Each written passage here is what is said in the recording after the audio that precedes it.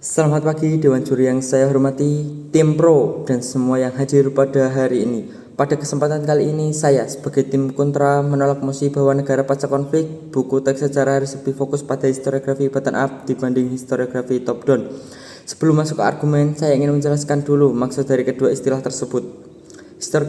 Historiografi top down adalah penulisan sejarah yang fokus pada negara, pemerintahan, tokoh nasional, dan keputusan besar yang memengaruhi jalannya suatu negara. Sedangkan historiografi bottom up lebih fokus pada pengalaman masyarakat biasa, kelompok minoritas, dan korban konflik. Saya setuju bahwa suara rakyat dan korban konflik itu penting, tapi dalam negara pasca konflik menurut saya buku sejarah tetap harus lebih fokus pada historiografi top down karena negara yang baru selesai konflik membutuhkan stabilitas, persatuan, dan identitas nasional yang kuat. Hadirin sekalian, argumen pertama saya adalah negara pasca konflik membutuhkan narasi sejarah yang menyatukan. Negara yang baru selesai perang saudara, kolonialisme, atau pergantian rezim biasanya masih penuh luka dan perpecahan. Dalam kondisi ini, negara perlu membangun rasa persatuan supaya masyarakat bisa kembali hidup bersama. Historiografi top down membantu menciptakan satu narasi nasional yang sama. Jadi masyarakat punya pemahaman bersama tentang sejarah bangsanya. Kalau buku sejarah terlalu fokus pada historiografi bottom up, akan ada terlalu banyak versi sejarah dari berbagai kelompok. Masalahnya, versi-versi itu bisa saling bertentangan. Akibatnya, konflik lama justru bisa muncul karena setiap kelompok merasa ceritanya paling benar. Sebagai bukti, Rwanda setelah genosida tahun 1994 lebih menekankan identitas nasional dan pendidikan. Dalam pendidikan sejarah untuk mengurangi perpecahan antar kelompok etnis. Hal itu dilakukan supaya masyarakat fokus membangun negara bersama, bukan terus mengingat perbedaan masa lalu. Hadirin yang saya hormati, argumen kedua saya adalah historiografi top down lebih cocok untuk pendidikan nasional. Buku teks sejarah dibuat untuk siswa sekolah. Artinya, isi sejarah harus jelas, runtut, dan mudah dipahami. Pendekatan top down lebih mudah disusun karena fokus pada peristiwa besar dan jalannya negara secara umum.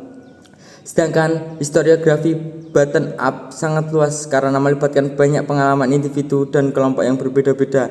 Kalau terlalu banyak perspektif yang dimasukkan ke buku utama, siswa justru bisa bingung memahami garis besar sejarah negaranya sendiri. Menurut UNESCO, pendidikan sejarah di negara pasca konflik harus membantu membangun kohesi sosial dan pemahaman bersama antar masyarakat. Artinya, pendidikan sejarah harus membantu masyarakat bersatu, bukan memperbesar perbedaan. Hadirin sekalian, argumen ketiga saya adalah historiografi bottom up bisa memperbaiki konflik identitas dan trauma sosial. Dalam negara pasca konflik, banyak masyarakat yang masih trauma dan menyimpan rasa marah akibat konflik masa lalu. Kalau buku sejarah terlalu fokus pada penderitaan sekelompok tertentu, maka masyarakat bisa semakin terpecah. Sekelompok korban mungkin merasa paling menderita, sementara kelompok lain merasa terus disalahkan. Akibatnya, proses rekonsiliasi jadi lebih sulit. Sebaliknya, historiografi top down lebih fokus pada bagaimana negara bangkit kembali, bagaimana konflik diselesaikan, dan bagaimana masyarakat bisa maju bersama. Pendekatan seperti ini lebih membantu masyarakat move on dari konflik masa lalu. Hadirin yang saya hormati, argumen terakhir saya adalah negara pasca konflik membutuhkan legitimasi dan kepercayaan terhadap negara. Setelah konflik, biasanya masyarakat kehilangan kepercayaan terhadap pemerintah dan institusi negara. Karena itu, negara perlu membangun kembali identitas nasional dan rasa percaya masyarakat. Historiografi top down membantu menjelaskan bagaimana negara dibangun kembali dan bagaimana sistem pemerintahan berjalan setelah konflik.